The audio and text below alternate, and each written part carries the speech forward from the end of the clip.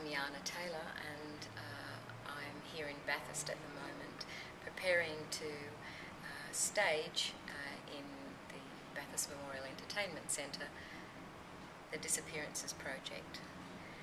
A couple of us from version 1.0 came to Bathurst 2010 and spent some time investigating the ideas and experiences of the local community around what happens when someone goes missing.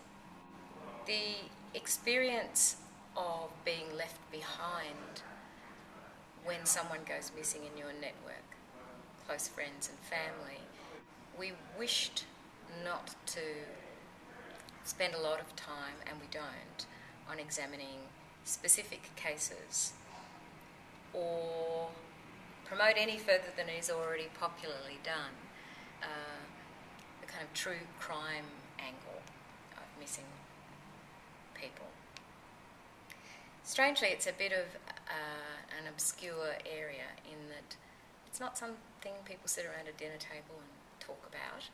It's not a light topic, it's a very painful topic.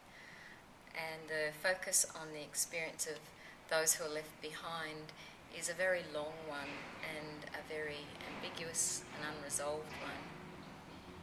We discovered this, we didn't know this. The research we then followed through after our time here in Bathurst involved looking at everything from newspaper articles, reports, inquiries by the coroner in New South Wales, and through that we pieced together something of the experience of those who are left behind.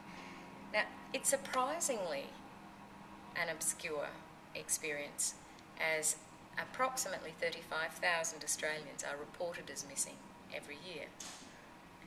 The vast majority of those people return to their families and friends within a reasonably brief period of time. But somewhere, it's a bit of a guesstimate, around 5% of them never come back.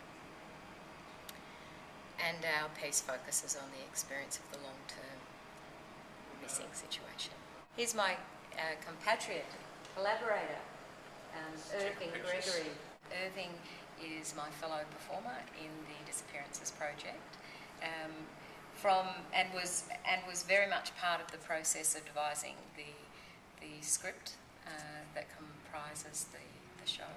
From our first stage, we forged a concept, an idea that echoes the experience of those who are left behind. There is this experience of being stuck, being quite paralysed by a kind of grief which appears never-ending. And so we worked to develop a sense of a moving world with very still people, caught up in the turmoil of that circumstance. We've also been working with a sound artist, Paul Prestopino, and so the piece is a series of layers of language, sound, moving image, and lighting, which all work together to create an environment and hopefully create for our audiences some insight into the experience of what it is like to be in that situation. And it's an extremely large group of people. It's broadly estimated that for every single person who goes missing, 12 people are deeply affected. That's a lot. And yet we don't know about this.